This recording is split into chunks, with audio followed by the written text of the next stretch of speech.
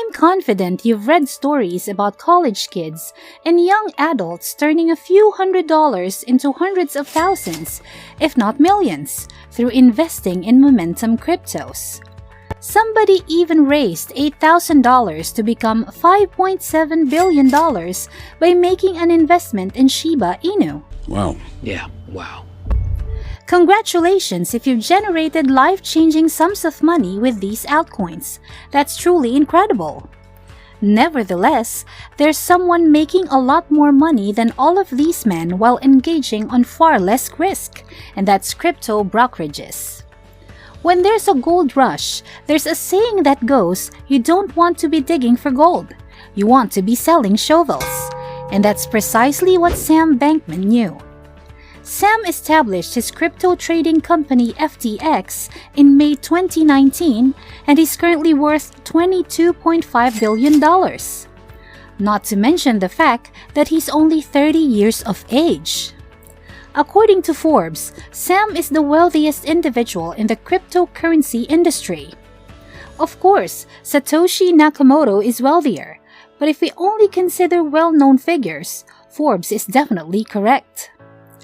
So, here's Sam Bankman's narrative and how he became the richest crypto figure ever.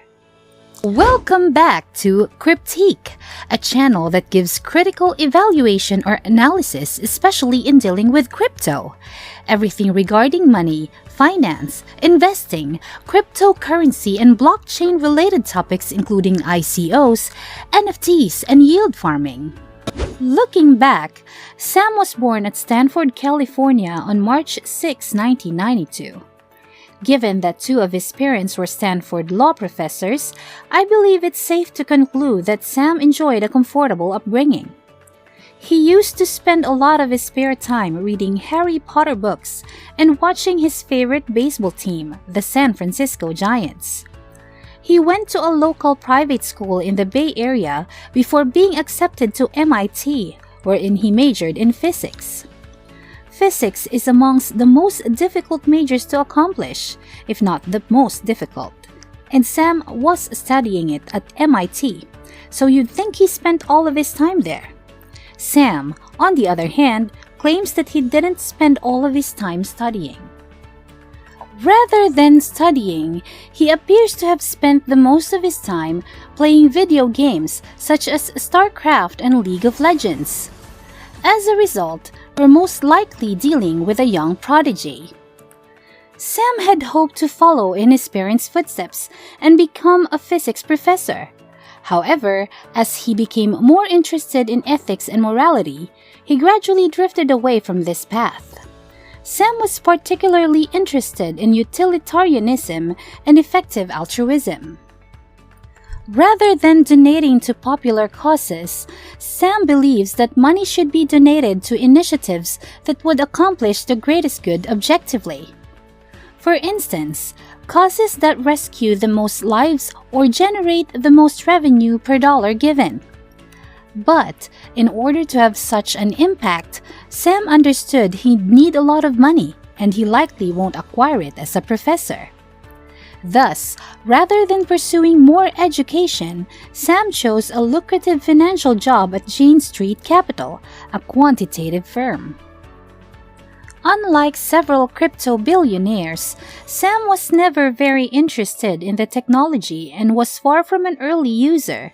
In fact, it wasn't until 2017 that he became interested in cryptocurrency, when Bitcoin was trading between a few $1,000s and $20,000.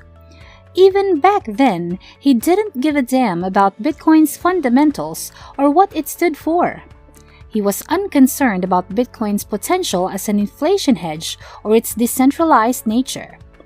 However, it was Bitcoin's dysfunctional markets that piqued his curiosity. Sam observed one day that you could purchase Bitcoin in the United States and sell this onto secondary markets for a much higher price.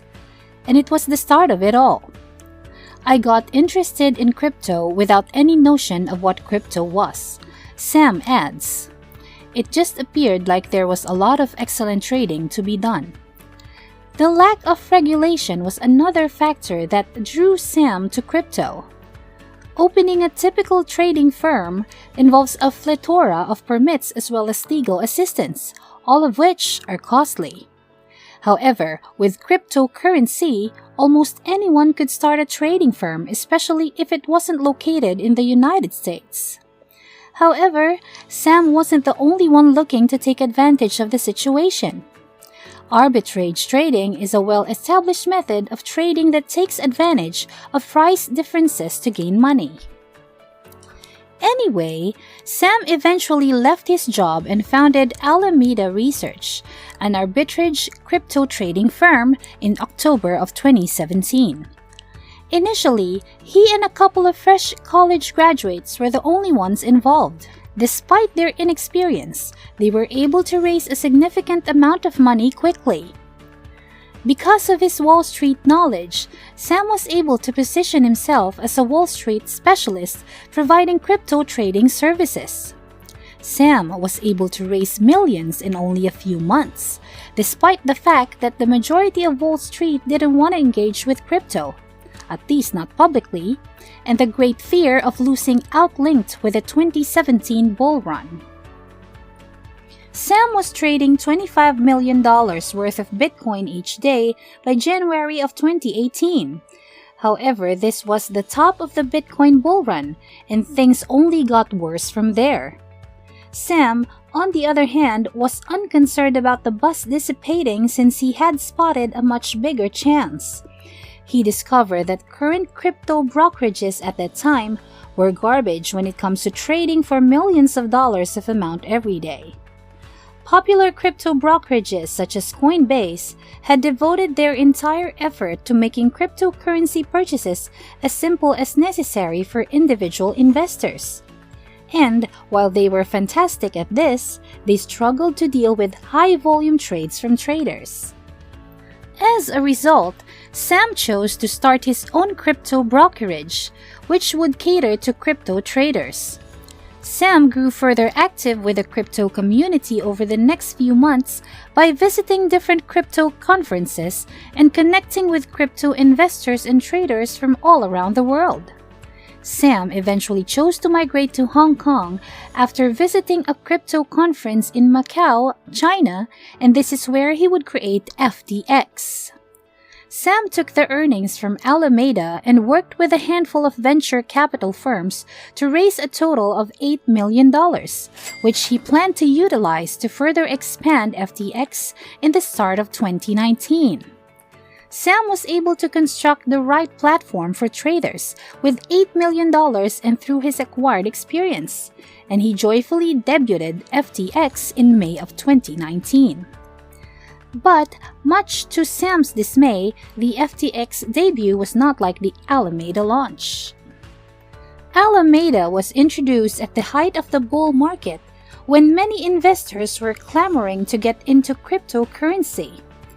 However, by May of 2019, Bitcoin had fallen by 80%, Ethereum had fallen by 94%, and there was little to no buzz remaining. There were only the holders and bag holders left, and none of them were interested in trading. Sam even employed a dozen salespeople to hang out at WeWork sites in an attempt to get traders to try FTX, but nobody was interested. As a result, Sam began to think out of the box. He couldn't rely on momentum traders who jumped on the bandwagon popularity up and down because Bitcoin was no longer hyped. However, Bitcoin's volatility remained a significant factor. As a result, Sam decided to take advantage of the volatility by using crypto derivatives. If you're unfamiliar with derivatives, they're essentially leveraged trading using options, futures, and margin. I can't stress enough how deadly these are. Trading derivatives on stocks is extremely risky in and of itself. It may even be argued that cryptocurrency is riskier than stock derivatives. Essentially, when you trade crypto derivatives, you're basically trading derivatives of derivatives. To make matters worse, there is practically minimal regulation in crypto trading, which means the amount of leverage you can use is extremely high. Without using options, you'd be hard-pushed to acquire 1x leverage on equities. FTX, on the other hand, gives up to 20x leverage.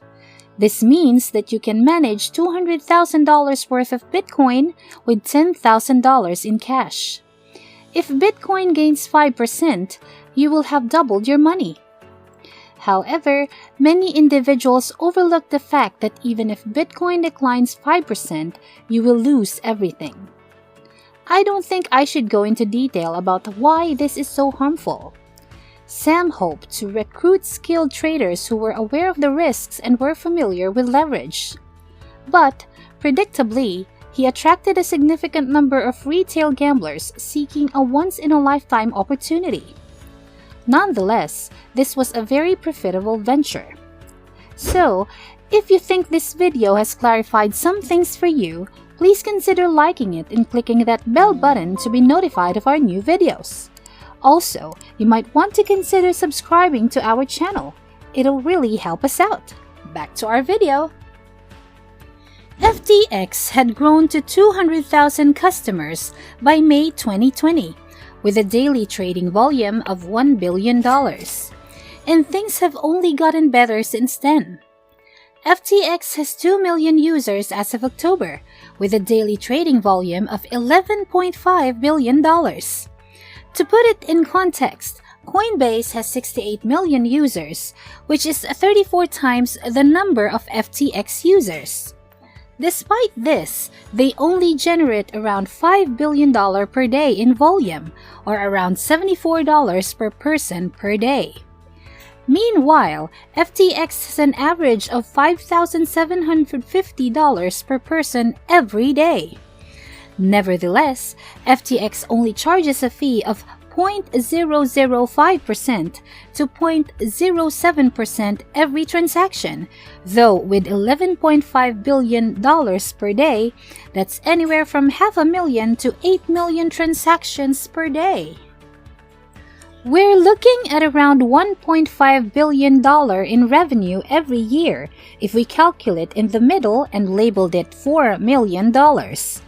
And because the company has very low overhead, Forbes believes that the profit margin is around 50%.